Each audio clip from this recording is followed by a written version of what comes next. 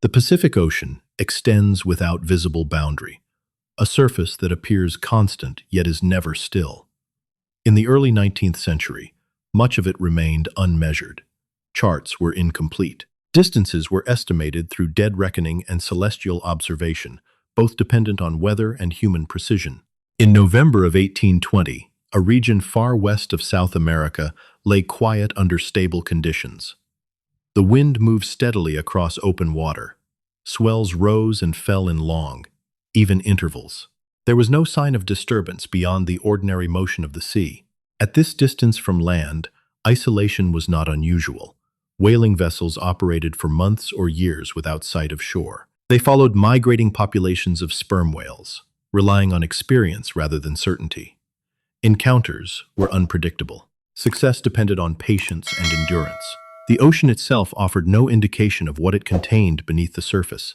Large animals moved unseen for most of their lives.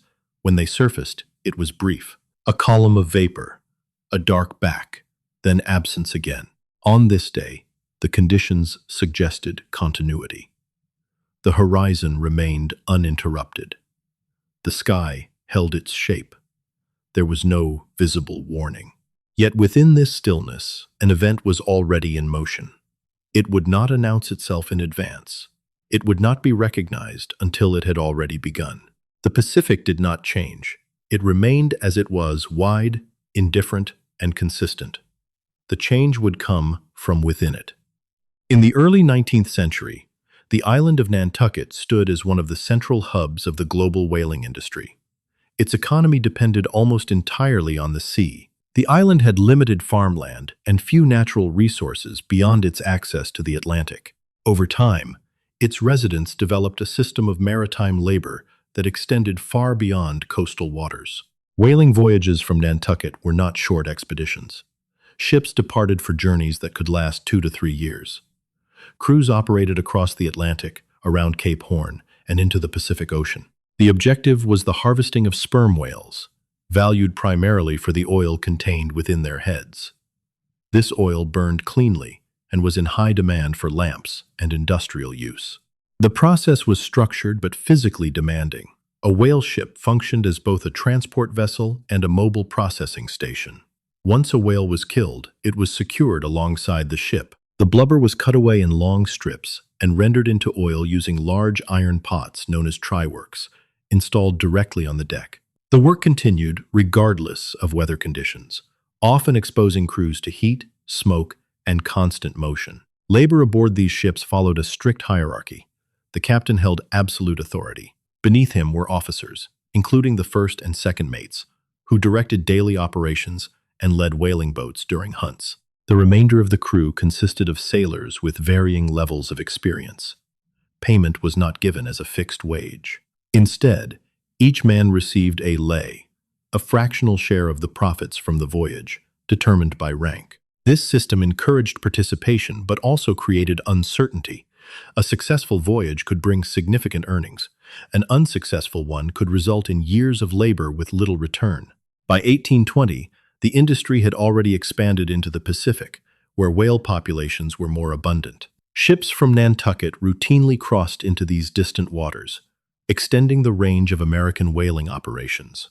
It was within this system, defined by distance, risk, and routine, that the whaleship Essex began its voyage. The whaleship Essex departed from Nantucket on the 12th of August, 1819.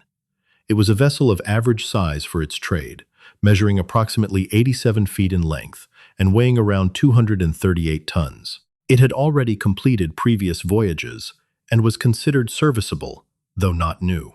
Command of the ship was given to George Pollard, Jr., a young captain in his late 20s. His appointment reflected both experience and family standing within the Nantucket whaling community. Despite his age, he had already served in the industry and was regarded as capable, though not extensively tested in command. The first mate was Owen Chase, a skilled and assertive seaman with significant practical experience. He was responsible for overseeing much of the daily operation and would lead hunting expeditions from one of the ship's whaleboats. The second mate, Matthew Joy, held a similar role, though with less authority. Among the crew was Thomas Nickerson, a teenager serving as cabin boy. His duties were limited compared to the officers, but his position placed him close to the center of shipboard life. Years later, his written account would become one of the primary sources documenting the voyage. In total, the Essex carried a crew of 20 men. They came from varied backgrounds. Some were experienced whalers, others were new to long-distance voyages. Their motivations were largely economic. The lay system offered the possibility of profit, though it also required extended absence from land and family. The ship was equipped with 3 whaleboats, each designed for pursuit and harpooning. These small boats were essential to the operation. Once a whale was sighted, crews would leave the main ship and engage at close range. This method exposed them to physical danger, though such risks were accepted as part of the work. The early stages of the voyage followed expected patterns. The ship moved through the Atlantic, rounded Cape Horn, and entered the Pacific. There were delays and minor incidents, including damage from a squall, but nothing beyond what was considered routine. By late 1820, the Essex had reached a remote region of the Pacific known for whale activity. The crew continued their work under normal conditions. There was no indication that the voyage would depart from expectation. On the 20th of November 1820, the Essex was positioned in the central Pacific, thousands of miles from the nearest continent. The crew had identified a group of sperm whales and began standard hunting procedures. The whaleboats were lowered into the water, each under the command of an officer. During the pursuit, one of the boats, led by Owen Chase, successfully struck a whale with a harpoon. The animal reacted with force, pulling the boat at speed in what was known as a Nantucket sleigh ride. In the process, the boat was damaged and eventually rendered unusable. Chase and his crew were forced to abandon it and return to the Essex for repairs. At the same time, the ship itself remained stationary, attended by the remaining crew. It was during this period that an unusual event occurred. A large sperm whale, estimated by observers to be around 80 feet in length, was seen behaving in a manner not typically recorded. According to later accounts, it remained near the surface, facing the ship. After a period of stillness, it began moving toward the Essex at increasing speed. The whale struck the ship directly. The impact was significant, shaking the vessel and causing visible damage to the hull. After the collision, the animal moved away briefly, then turned and approached again. The second strike was more forceful. The whale collided with the ship's bow, driving its head into the wooden structure. This caused extensive structural damage, compromising the integrity of the hull. Water began entering the ship at a rate that could not be controlled. There was no effective defense against such an event. The crew attempted to assess the damage and take corrective action, but the situation deteriorated quickly. The pumps were insufficient. The ship's condition continued to worsen. Within a short period, it became clear that the Essex would not remain afloat. The crew gathered what supplies they could and prepared the whaleboats. The transition was immediate and unplanned. There was no opportunity for extended deliberation. By the end of the day, the Essex had been abandoned. The ship, which had carried them across oceans, was left to sink beneath the surface. The crew remained behind, now confined to 3 small boats in open water, far from any established route. The 3 remaining whaleboats were not designed for extended travel. Each measured roughly 28 feet in length, open to the elements, and built for short pursuit rather than long-distance navigation. Once transferred from the Essex, they became the crew's only means of survival. The men salvaged what they could before the ship went under. Supplies included limited quantities of hardtack, small amounts of fresh water, navigational instruments, and basic tools. The process was hurried. Much was left behind. What remained had to be divided across the 3 boats. Command structure continued, though conditions had changed. George Pollard Jr. retained overall authority. Owen Chase and Matthew Joy each took charge of a boat. The crew distributed themselves among these groups, maintaining approximate balance in numbers and skill. At this stage, the men faced an immediate decision. The nearest landmass was the Marquesas Islands, located to the west.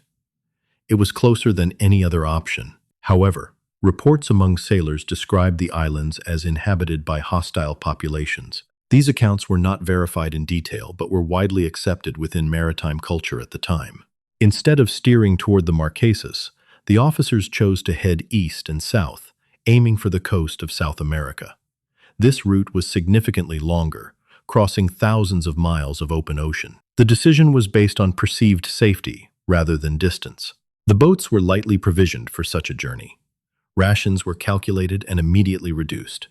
Water was allocated in small, measured amounts. Food was consumed sparingly, with the expectation that it would need to last for several weeks, though exact timelines were uncertain. Navigation depended on limited tools. A single quadrant and a few compasses remained. These were used to maintain direction, though cloud cover and sea conditions often interfered with observation. The boats attempted to stay within sight of each other, but this was not always possible. Exposure became a constant factor. There was no shelter from sun, wind, or rain. The men remained seated for long periods, with minimal opportunity for rest. Saltwater contact caused skin irritation. Clothing remained damp. In the early days, the condition of the crew was stable. Rations, though limited, were still present. Organization remained intact. Tasks were distributed. Each boat followed a similar routine. The sea, however, offered no assistance. There were no passing ships, no immediate landfall, only open water extending in all directions. The transition from ship to boat had been completed. What remained was a sustained attempt to cross an ocean with insufficient resources. In the days following the loss of the Essex, the three boats moved steadily across open water, maintaining a general course toward the coast of South America. Progress was slow. The boats relied on sail when wind conditions allowed, and on oars when the sea was still. Movement was continuous but limited in range. Rations were enforced from the beginning. Each man received a small portion of hardtack and a measured quantity of water per day. The distribution was consistent, though insufficient for long-term survival. As days passed, the effects of restriction became visible. Physical strength declined gradually. Speech became less frequent. Activity was reduced to essential tasks. Water presented the most immediate concern. The initial supply was calculated with care, but consumption could not be delayed indefinitely. Exposure to sun and salt increased dehydration. Attempts were made to collect rainwater when conditions allowed. These efforts were irregular and dependent on weather patterns beyond control. Food sources were limited. There was no reliable means of fishing at first. Equipment had been lost with the ship, and improvisation took time. Eventually, small marine life was captured when possible, though the quantities were not sufficient to replace the loss of stored provisions. Separation between the boats increased over time. Variations in navigation, wind direction, and current created distance. Visual contact was not always maintained. Communication ceased when the boats moved beyond sight. Weeks passed under similar conditions. The routine became fixed: ration distribution, navigation, attempts at rest, and observation of the horizon. The environment did not change. There were no landmarks, no indicators of proximity to land. By late December, the remaining supplies were nearly exhausted. The condition of the men had worsened. Dehydration led to reduced coordination. Hunger affected concentration and physical stability. Some individuals became unable to perform basic tasks. On the 20th of December, 1820, one of the boats reached Henderson Island, a small, uninhabited landmass. The arrival provided temporary relief. The crew found limited fresh water and small quantities of edible vegetation, including birds and crustaceans. However, the island could not sustain all survivors for an extended period. Its resources were minimal. After several days, a decision was made. 3 men chose to remain on the island. The others prepared to leave, resuming the attempt to reach the mainland. The boats returned to open water with reduced numbers and slightly replenished supplies. The conditions that followed did not improve. Distance remained. Resources continued to decline. After departing Henderson Island, the remaining boats returned to open water, with reduced crews and limited replenishment. The temporary access to food and water had slowed the rate of decline, but it did not resolve the underlying conditions. The distance to the coast of South America remained substantial. The structure within each boat continued to hold. Authority remained with the officers. Rations were again calculated and reduced. There was no longer any margin for error. Consumption was strictly controlled, and deviations were not permitted. Improvised methods became more consistent. Fishing attempts increased in frequency. Hooks were fashioned from available materials. Lines were created using fragments of rope. Success was irregular, but over time, small catches contributed to survival. Fish were consumed immediately. There was no capacity for storage. Rain remained the primary source of fresh water beyond the original supply. When clouds formed, the men used available containers and cloth to collect runoff. These events were brief and unpredictable. When rain did not fall, dehydration advanced. Physical conditions deteriorated further.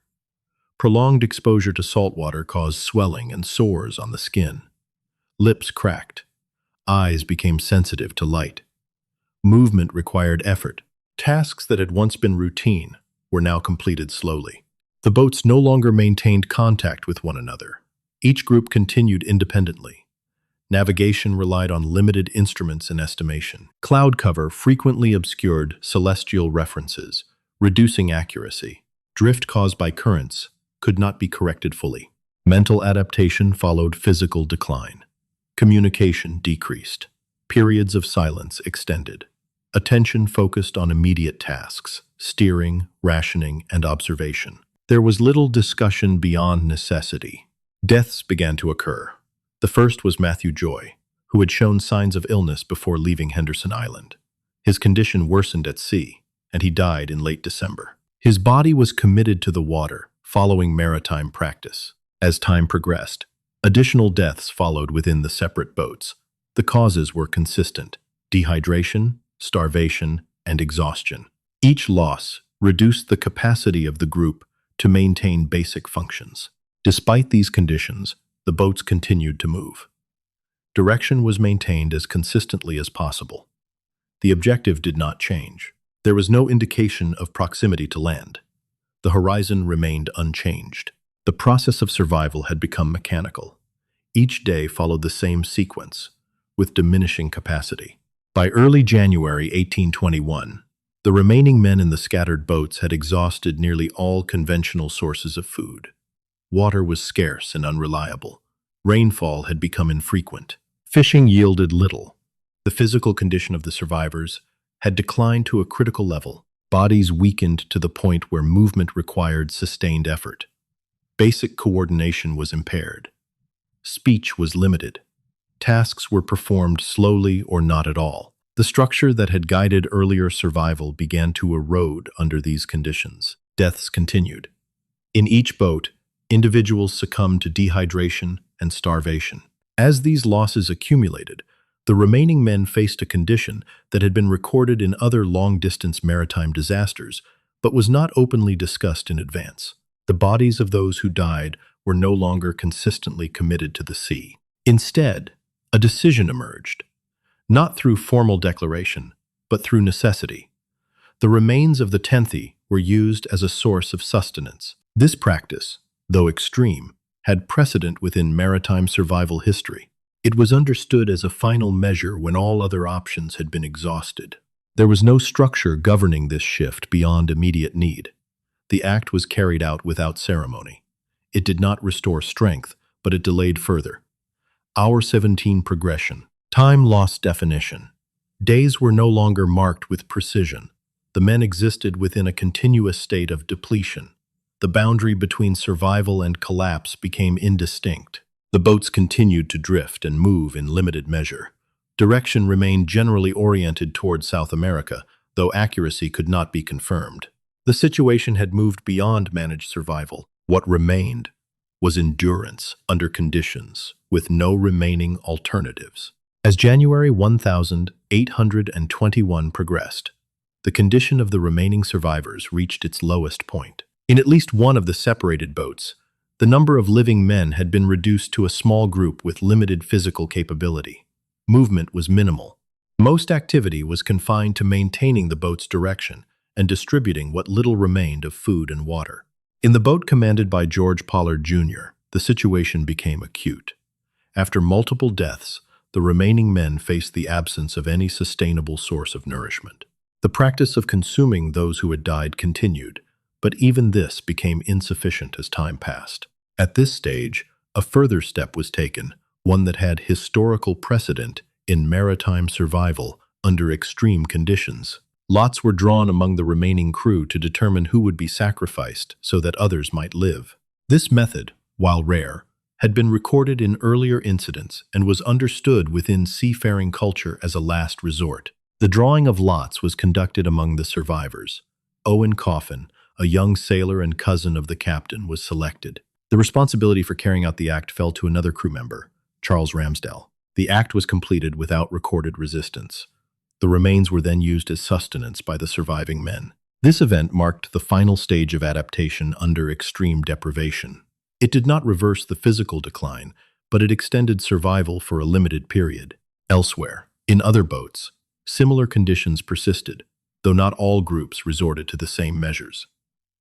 Separation prevented coordination or shared decision-making. The number of survivors continued to decrease. Strength diminished further. Movement across the ocean continued at a reduced pace, with no clear indication of how much distance remained. By February 1821, the surviving crew of the Essex had been at sea for more than 90 days, following the sinking of their ship. 3 small whaleboats, each carrying a handful of men, had drifted thousands of miles across the Pacific. Food and water were nearly exhausted. Physical condition had deteriorated to the point where basic movement was limited. Rescue came in stages. The first survivors reached the island of Tubuai. From there, European and American vessels passing through the region transported them back toward Nantucket. Others were picked up after drifting further or arriving at remote islands with minimal resources. The return journey took weeks. Survivors were weak, dehydrated, and in need of medical attention. Many required care to recover from the combined effects of starvation, exposure, and infection. Their bodies bore evidence of prolonged deprivation. The psychological impact was noted in contemporary accounts, though recorded without dramatization. Ultimately, only 8 of the 20 crew members returned. Captain George Pollard Jr. survived, along with Owen Chase, Thomas Nickerson, and 5 others. The remainder had died at sea or on remote islands. The rescue did not restore normalcy. The survivors returned to Nantucket physically diminished and emotionally affected. Their accounts provided detailed records of the events, documenting the extreme measures necessary to endure open ocean survival in the early 19th century. There was no celebration. There was only the acknowledgement of return. The story of the Essex remained as a record of maritime risk and human endurance. It demonstrated the limits of preparation and the consequences of extended isolation at sea. The surviving crew's accounts, including those of Owen Chase and Thomas Nickerson, provided careful documentation of daily survival, decision-making, and loss. The incident influenced whaling practice and maritime safety. It became a cautionary reference for future voyages, underscoring the dangers inherent in long-distance whaling and the unpredictability of the ocean. The Pacific remained unchanged. Open water, distance, and isolation continued as they always had. The experience of the Essex endured quietly in history, a measure of endurance without embellishment, leaving the record to speak for itself.